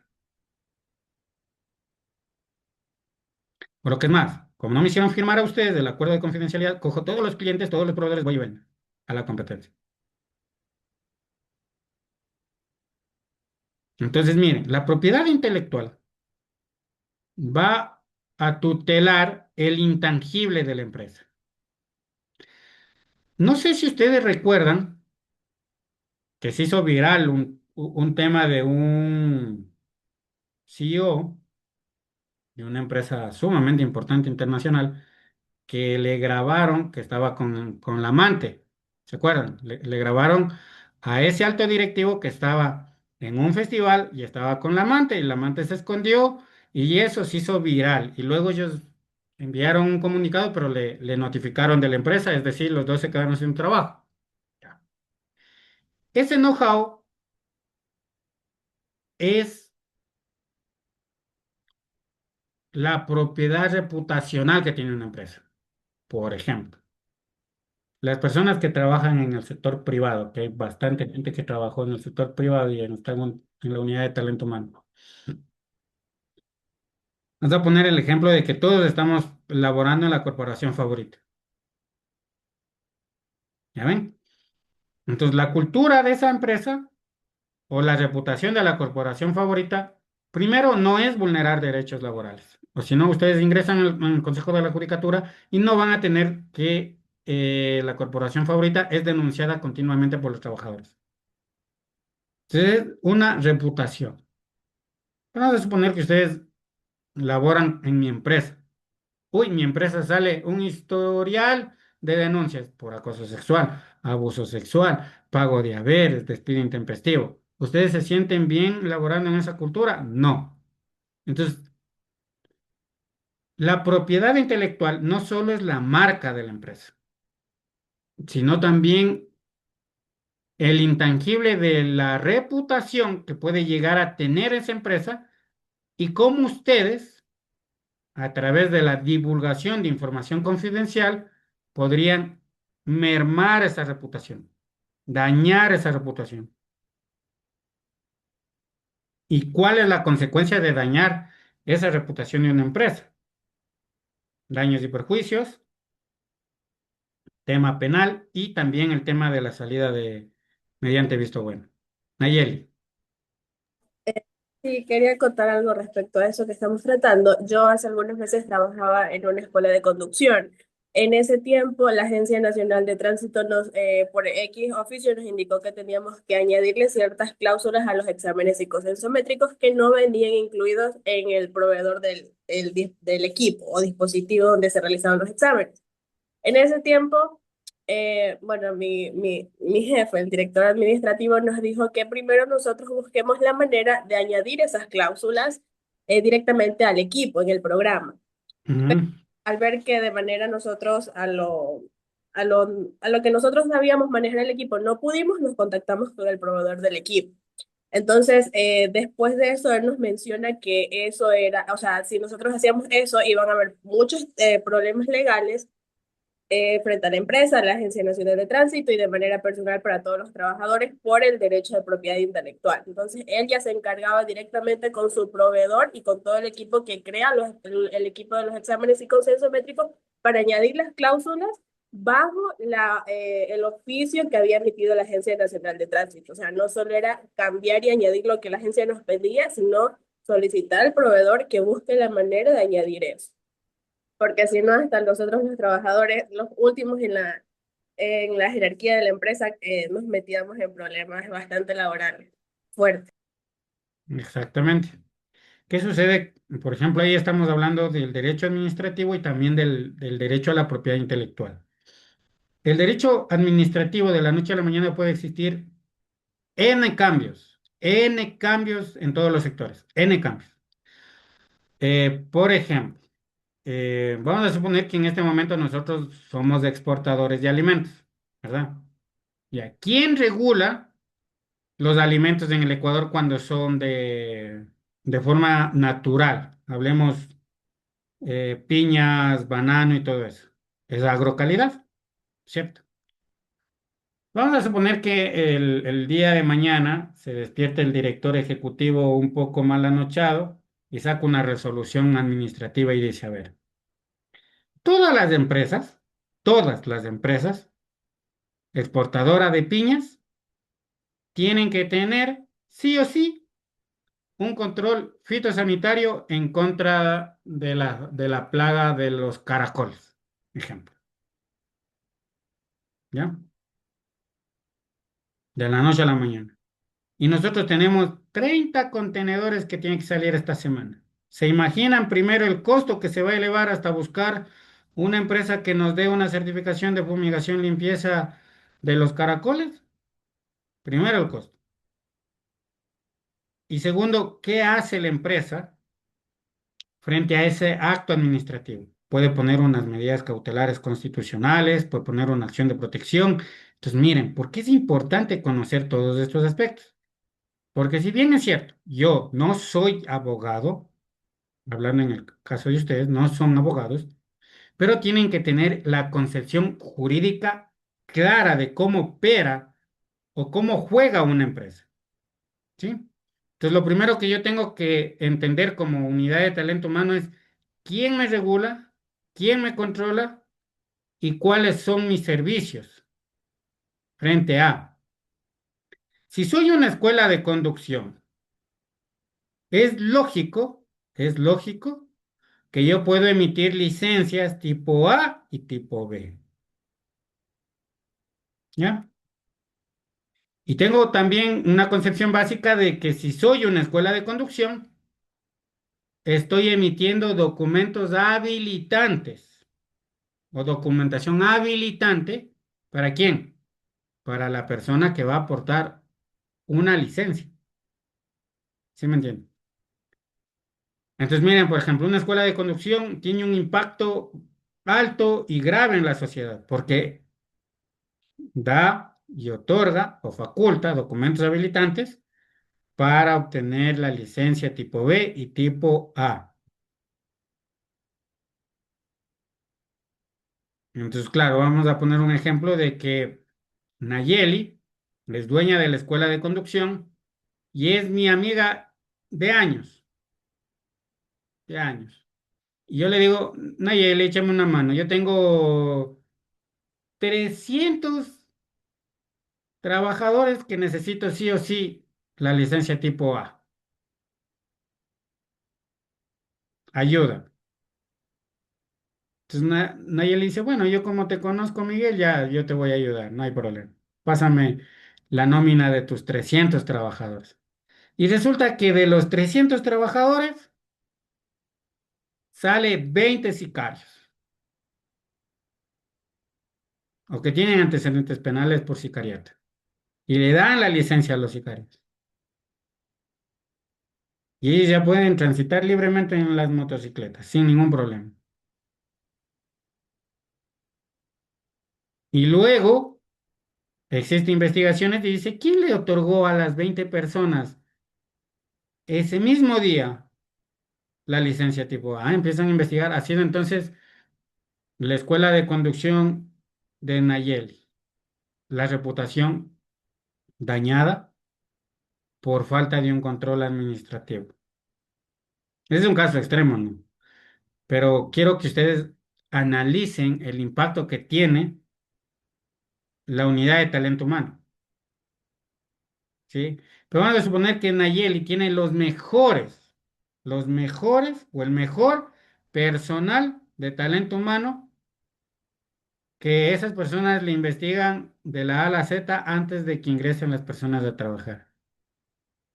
Son tan éticas, son tan rectas, tan correctas, tan profesionales, que cualquier cosa que suceda son muy minuciosos, son muy legalistas y son demasiadamente eficientes. Entonces, cuando venga esos casos, ¿ustedes creen que el personal de Nayeli va a dar paso a la licencia tipo A? No. La unidad de talento humano es la columna vertebral de la empresa, porque es la que permite ingresar a las personas a través de un proceso de selección. Y se confía tanto en el proceso de talento humano, en el proceso de selección, que tratamos de no dudar de que la persona que está en talento humano contrate al mejor. ¿Estamos de acuerdo? ¿No es cierto? Es decir, ustedes que están siguiendo este curso, son las personas que van a permitir que ingrese cualquier otra persona a laborar en una empresa. Ustedes son la cultura organizacional, el proceso de inducción, el proceso de selección, el proceso de reclutamiento, el proceso de entrevista, el proceso del mejor puntuado para que ingrese el mejor talento humano. Pero eso no sucede en el sector público. ¿Por qué en el sector público? Nayeli es mi ultra recontra amiga y se entera que yo estoy buscando un analista de talento humano. Sí, Miguel, ayúdame, no seas malo. Digo, claro, Nayeli, pasa tu hoja de vida. Y como yo soy el jefe, le digo, Caterine, a esta persona le ingresa por favor de analista de talento humano. Pero jefe no tiene experiencia. Usted le ingresa. Si no, dígame si va a poder sí o no. Eso sucede en la vida práctica. Ah, no quiere decir Caterine, ok. Viene el otro analista, ingrésele. Ah, no quiere el otro analista, entonces cambia administrativo. Entonces, Caterine, usted ya deja de estar en talento humano, se va al financiero por cambio administrativo. Miren qué complicado es el sector público en un proceso de selección. Entonces, a veces la teoría de la ética, la teoría de lo correcto, muchas veces se pierde o se esfuma en la práctica, porque en la práctica, en el sector público es complicado. En el sector privado, más aún todavía, porque ahí depende mucho del gerente. Si el gerente dice, contrátale al guardia que no tiene experiencia, pues le contratamos, porque al final es el dueño de la empresa, hablemos así. Pero en el sector público, donde que entendemos que debe existir una meritocracia, no siempre sucede así en la práctica. ¿Ya? Entonces, miren, el derecho a la propiedad intelectual también viene enfocado a lo que dice Nayeli, a la regulación estatal. Y también en algunos cambios que puede ser susceptible de la propiedad industrial o de la propiedad intelectual. ¿Sí? Un ejemplo. Caterina me contrata a mí como editor de textos. Entonces yo empiezo a hacer libros, empiezo a generar producción científica y antes de enviarle a maquetar los libros, yo cojo y empiezo a pasarle todos esos libros a Caterine. Caterine tiene a sus amigos en Senadi, que es de la Secretaría de Propiedad Intelectual, y le registran en menos de media hora todos los libros. Todo este contexto que les estoy contando, ¿cómo se puede mejorar en la vida práctica? Si ustedes fueran de talento humano y dicen, chuta, pero es que aquí en esta empresa no hay un solo control interno y no hay un solo procedimiento, ¿cómo mejorarían ustedes la cultura organizacional de una empresa si son talento humano?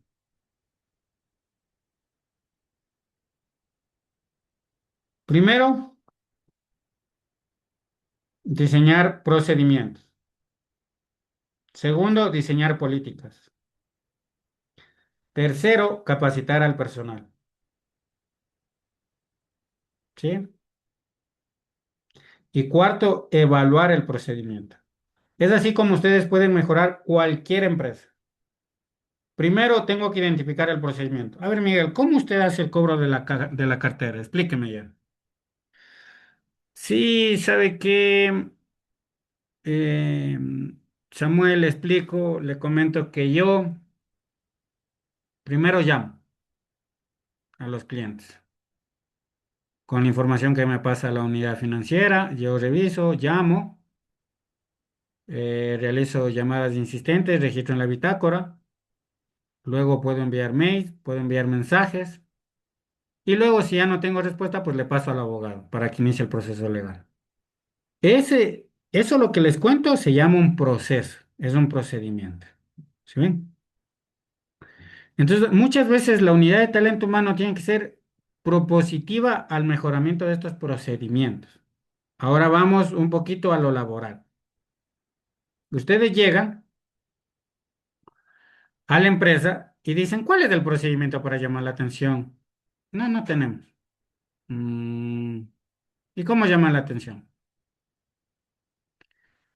A ver, si usted, Miguel, llega atrasado por 3 ocasiones, la persona de nómina le revisa la asistencia. Él pasa a su jefe inmediato para que su jefe inmediato le pregunte a usted por qué usted ha llegado atrasado. Usted presenta sus pruebas de descargo, remiten a la unidad de talento humano y nosotros analizamos si procede o no la justificación y si no procede la justificación, iniciamos el proceso disciplinario. Ah, ok. Eso lo lleva a un papel y se llama procedimiento. Ahora, ¿quieren ustedes generar una política? Este mismo ejemplo que les estoy explicando de la asistencia, viene una política. ¿Cómo es la política? Todos los trabajadores de esta empresa deben respetar el principio de puntualidad en su jornada de trabajo, quienes deberán estar 10 minutos antes de la hora de inicio. Si es de 8 de la mañana, deberán estar 10 para las 8 registrando su asistencia. Política. Eso es una política. ¿Por qué es importante que la unidad de talento humano entienda el procedimiento y la política? Porque cuando ustedes vayan a ejercer una sanción con fundamento en el reglamento interno de trabajo, tiene que estar bien redactada la infracción. Y a veces el procedimiento no está redactado como infracción y no pueden sancionar. Ustedes van y leen el reglamento interno de trabajo y dicen, pero esto no está. Porque no redactaron correctamente y porque no entendieron el contexto del procedimiento y función de ese puesto de trabajo. Catherine. Una pregunta, doctor. En esta situación, yo analizando, porque me tocaba hacer el reglamento interno de talento humano, vi de otra institución local de mi mismo sector y Ujú. veo de que el reglamento interno de talento humano tiene una norma inconstitucional. ¿Por qué? En el articulado de la LOCEP dice una cosa, eh, y en la otra vuelta le vuelve gravísima y es violentado hacia los servidores públicos en el reglamento interno. Entonces ahí yo con cuál me quedaría o seguiría con el reglamento de la LOCEP. Perfecto, esa es una muy buena inquietud. Ya. ¿Qué sucede cuando nosotros estamos en el sector público? Primer principio del sector público, principio de legalidad. Voy a volver a repetir. Principio fundamental y básico en el sector público, principio de legalidad. Michelle, usted no puede hacer absolutamente nada si no está en la Constitución o está en la ley. Ese es el principio de legalidad. Que Miguel no puede hacer nada si no está en la Constitución o está en la ley. Primero. Y luego viene otro principio que también rige la administración pública, que es la supremacía de la Constitución. ¿Qué es lo que dice la supremacía de la Constitución? En palabras comunes, que la Constitución va a estar sobre cualquier norma, sobre cualquier norma. La Constitución va a estar sobre cualquier norma. Entonces voy a concluir. Si estoy trabajando en el sector público, principio de legalidad, que no puedo hacer nada más allá de lo que la Constitución y la ley me faculten. Y si existe alguna contraposición de resolución, reglamento, ordenanza, decreto, ley frente a la Constitución, ¿a quién hago caso? Por principio de orden jerárquico o supremacía constitucional, a la Constitución. En el sector público funciona así.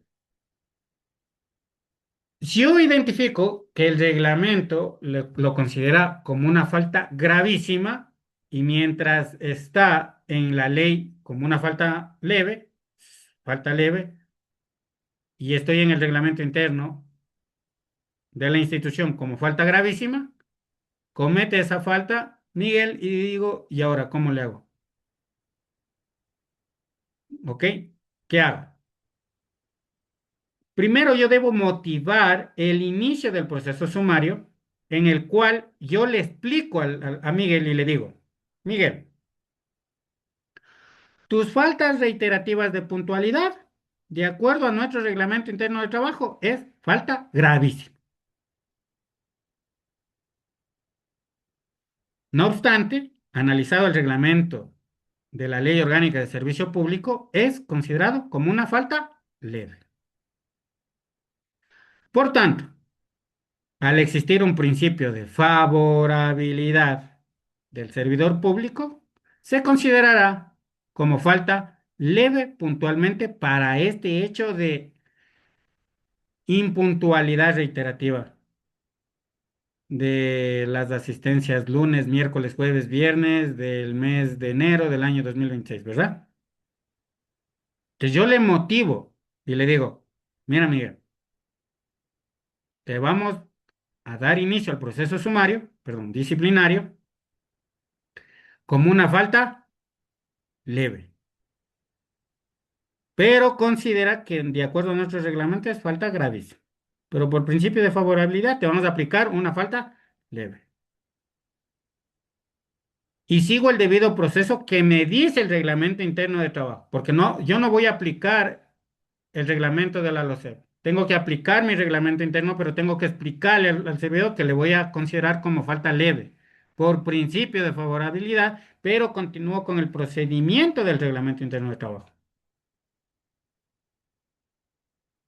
Pero le explico, para que él no se confunda y diga, ya, entonces no me pueden sancionar. No, sí te vamos a sancionar, pero es por esta falta leve. Y claro que te vamos a respetar el debido proceso que diga el reglamento interno de trabajo. El reglamento interno de trabajo no puedo dejar de observar jamás, jamás, porque son las reglas en las cuales ustedes, como trabajadores, servidores y máxima autoridad, establecieron jugar. Entonces, en ese reglamento interno están sus derechos, sus obligaciones y el procedimiento de cómo sancionar. ¿Sí? ¿Estamos de acuerdo? Perfecto. ¿Ya? Ok. Entonces, vamos a analizar el derecho constitucional. ¿Sí? El derecho constitucional. Como anteriormente indiqué, la Constitución va a dotar a ustedes como talento humano dos cosas fundamentales. La Constitución. La Constitución les da a ustedes como unidad de talento humano principios y derechos. Voy a volver a repetir. El derecho constitucional para la unidad de talento humano otorga principios y derechos. Eso tengo que entender como base fundamental del derecho constitucional. El derecho constitucional dota de principios y de derechos. Un principio, igual trabajo, igual remuneración. Principio. Un derecho, el derecho de vacaciones, el derecho de fondo de reserva. Eso no es un principio, es un derecho. Un principio. No, mis derechos son irrenunciables, no puedo renunciar, es un principio. El derecho de utilidades, páguenme mis utilidades. El derecho, décimo tercero. El derecho, décimo cuarto. El derecho, sueldo. El derecho, el salario. El derecho, horas extras. No es un principio, es un derecho. Un derecho, la jubilación. ¿Entendemos un poquito el caso práctico del derecho versus el principio? El derecho es lo que la persona posee por el hecho de ser trabajador. Por el hecho de que usted sea trabajador, ya tiene un sueldo, ya tiene el décimo, ya tiene el IES, ya tiene vacaciones, ya tiene fondos de reserva. Por el simple hecho de ser trabajador, tiene ese derecho. Los principios es la vía en la cual puedo materializar esos derechos. Por ejemplo, vamos a entender de que el principio de irrenunciabilidad del derecho protege que ningún trabajador renuncie al decimotercero, al decimocuarto, al fondo de reserva, a sus vacaciones, porque es un principio de irrenunciabilidad, ¿sí? Como también hay un principio de lo que hablábamos hace un minuto respecto a lo que consultaba Caterina. Ah, Miguel, esto dice una cosa, esto dice otra cosa. Aplico un principio de favorabilidad y le aplico la menos lesiva a los derechos del trabajador. ¿Sí? Es un principio. Es un principio que va a materializar ese derecho. Si entiendo eso del derecho constitucional, ya no necesito saber más allá del derecho constitucional. Y les voy a pasar una sentencia y viene la primera tarea. ¿Sí? ¿En qué consiste esta primera tarea? Es fácil, es fácil. Háganlo hoy día mismo, que están con las energías y están ya un poco en contexto. Yo les voy a pasar una sentencia que es un caso del Ecuador que se le denomina la esclavitud moderna, el caso Furukawa. ¿Se han escuchado, verdad? El caso Furukawa. Este caso refiere a que la hacienda Furukawa contrataba personas para sacar la abaca, ¿ya? Sacaban la abaca y decían, verás, Miguel, yo te voy a dar a ti vivienda, te voy a dar comida, pero tú trabajas para compensar lo que yo gasto en ti. Entonces ellos no recibían remuneración, sino una casa y comida. Entonces resulta que yo me enamoro, me caso, tengo mis hijitos, y resulta que mis hijos también quedan condicionados de esa manera con la empresa. Como tú ya, como tú vas a seguir viviendo, entonces vas a trabajar el doble, Miguel, porque ahora viene tu mujer y tus hijos no están haciendo nada, pues están siendo pequeños, entonces tienes que trabajar más. Pues igual no te voy a seguir pagando. Entonces no te pago, ¿por qué? Porque como tú vives gratis, como tú estás comiendo gratis, entonces la hacienda es la que corre por esos gastos. Y así. Pasa 10 años, pasa 20 años, me muero, mis hijos se hacen grandes, vuelven a tener hijos, mis nietos hacen lo mismo, y así, un círculo vicioso. Bien, ya les estoy resumiendo el caso. ¿Qué es lo que ustedes tienen que hacer? Tienen que leer el caso y decir, la siguiente clase, que va a ser el día jueves. Entonces yo empiezo por orden de lista y le digo, ¿qué es lo que usted pudo entender del caso Furukawa, pero relacionado al derecho laboral? Sí, entonces usted dice, mira, Miguel, yo leí y me pareció un caso sumamente inhumano. ¿Por qué? Porque utilizaron la figura del comodato, porque utilizaron una figura de anticrisis, porque porque utilizaron ellos a sus propias generaciones para seguirles trabajando mientras les daba la vivienda. A mí me pareció terrible porque las condiciones laborales no eran las apropiadas, vivían en letrinas, no tenían baños, no tenían servicios básicos, no tenían agua, no tenían luz. Y ustedes van diciendo la condición del trabajo. O sea, todo enfóquenle al trabajo. No había un clima laboral, no se garantizó este derecho, no había 13º, 14º, había gente que falleció, nunca le dieron una remuneración justa, nunca le... Todo ese contexto quiero que ustedes en 2 minutos digan, yo leí este caso y este caso me dejó esta enseñanza. Nada más. ¿Estamos de acuerdo? Es leer el caso, que les voy a pasar al grupo de WhatsApp, y exponer un principio, un derecho o algo relacionado, relativo con el tema laboral. Esto pasó aquí en Ecuador, pasó hace aproximadamente 2 años y le denominamos el caso de la esclavitud moderna. Pongan en el internet esclavitud moderna, caso Ecuador y les va a salir el caso Furukawa. No utilicen inteligencia artificial porque se van a perjudicar ustedes. O sea, van a cumplir la tarea, pero se van a perjudicar ustedes. La importancia de leer este caso es que ustedes entiendan qué es el derecho constitucional. Una vez que ustedes leen esta sentencia, van a entender qué protege el derecho constitucional. Y uno de los derechos constitucionales van a darse cuenta que es el derecho laboral, a una vida digna, el derecho al trabajo con un enfoque al derecho a la salud, el derecho al trabajo con un enfoque al derecho de educación, porque resulta que, miren, mis hijos no tenían una buena educación. Y yo estaba prendado de por vida por solo haber aceptado vivir en una cabaña. No tenían una buena educación mis hijos quedaban prendados para toda su vida para seguir viviendo donde vivían, sin luz, sin agua, sin servicios básicos, sin una vida digna.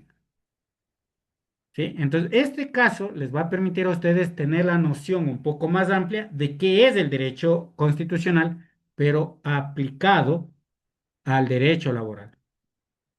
¿Estamos de acuerdo? ¿Dudas, inquietudes, preguntas? ¿Qué les pareció esta primera clase? ¿Fue aburrida? ¿No fue aburrida? ¿Fue interesante? ¿No fue interesante? ¿Aprendieron un poquito de lo que ya venían conociendo? ¿Cómo les parece la metodología? ¿Estamos bien en la metodología? ¿Cambiamos la metodología? Hay cosas que se entienden, hay cosas que no se entiende. Con toda confianza, díganlo porque el beneficio es para ustedes. Ustedes están pagando este curso y lo que pretendo al final de este curso es que ustedes digan, entendí, Miguel, cómo funciona el derecho laboral en un enfoque jurídico, ¿sí? ¿Qué hacer, cómo hacer, por dónde irme, qué analizar y todo eso? ¿Estamos de acuerdo? Adriani, No, todo muy bien, o sea, sí hemos aprendido que, o sea, todo va de la mano y todo es importante conocerlo, porque a veces se deja como que, o sea, de lado y se piensa que, o sea, es talento humano y nada más, no se toma en cuenta lo que vendría a ser el derecho laboral, constitucional, igualmente lo de seguridad industrial, entonces uno se lo deja de lado, pero no se sabe que va conjunto con esto, con el reglamento interno, con todo lo que es la constitución, el código laboral, todo eso. Entonces es muy, muy importante, profe, y muchas gracias. perfecto, gracias Adriani. ¿Cómo quedamos con el tema de la metodología? ¿Nos mantenemos como hemos venido desarrollando esta clase o cambiamos algo? O sea, a mí sí me gustó esta metodología porque O sea, lo explica de se va a casos reales, es entendible y como muchos de nosotros creo que no somos abogados, entonces nos ayuda a saber, más que nos ayuda a interpretar y a entender la ley, que para nosotros que no somos abogados, eso es lo difícil en el área de talento humano. Y como usted lo decía, nosotros pensamos que no es que debemos saber el procedimiento, pero sí cómo viabilizarlo, o sea, como que hacia dónde vamos. Entonces sí Exacto. me gustó mucho la metodología porque habla claro y contundente. Perfecto. Muchas gracias, Caterine. ¿Alguien más? Caso contrario, finalizaríamos la primera clase. Recuerden, la tarea consiste única y exclusivamente en leer la sentencia, contextualizar el caso y para contextualizar el caso les voy a dar un tips, ¿sí? Apunten este tips. Cuando ustedes vayan leyendo el caso, hagan de cuenta que ustedes son las personas que están ahí metidas en la hacienda, ¿ya? Mientras vayan leyendo, digan, Miguel se comprometió con un contrato de arriendo con esta empresa para trabajar gratis por la vivienda. Métanse ustedes en el papel del caso y así ustedes al momento de contextualizar el caso van a decir, no, pues esto es terrible, o sea, ¿cómo la gente puede aceptar este tipo de contrato, por ejemplo? ¿Ya? Y este caso luego van a darse en cuenta que hay muchos enfoques, sí, muchos enfoques, pero quiero que lo contextualicen en el derecho constitucional. Sin nada más que indicarles, agradecerles a ustedes, no lo enviamos al correo, lo enviamos al grupo de WhatsApp, ¿sí? Si no están las personas en el grupo de WhatsApp, escriban a la coordinación académica y díganle que por favor le ingresen al grupo de WhatsApp de legislación laboral, ¿sí? Ya, entonces, sin ninguna otra situación que aclarar, les agradezco a ustedes, las personas que prendieron las cámaras y las personas que me atendieron aún apagadas las cámaras, por esta clase número 1. Nos vemos el día jueves para culminar este tema del derecho constitucional con la participación de este caso y continuamos con el derecho civil, el derecho penal, el derecho administrativo, el derecho mercantil, el de propiedad intelectual y analizamos también lo que es accidentes laborales. ¿Qué pasa si usted se rompe la mano? Si usted ya no va a volver a trabajar nunca más con esa mano, si usted se quebró un dedo, ¿qué pasa con el dedo? Si el dedo ya se murió, ¿cuánto tengo que pagarle? ¿Cuánto cuesta un dedo? ¿Cuánto cuesta una mano? ¿Cuánto cuesta un hombro? Entonces, todas las partes del cuerpo tienen un costo que se llama la indemnización.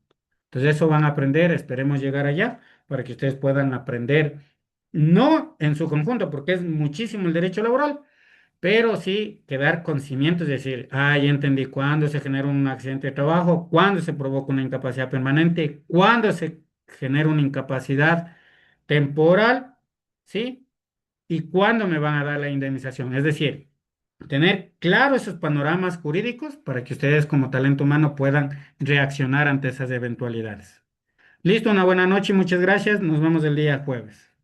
Gracias por su atención. Mañana. Buenas noches. Gracias, doctor. Gracias, profe. Una buena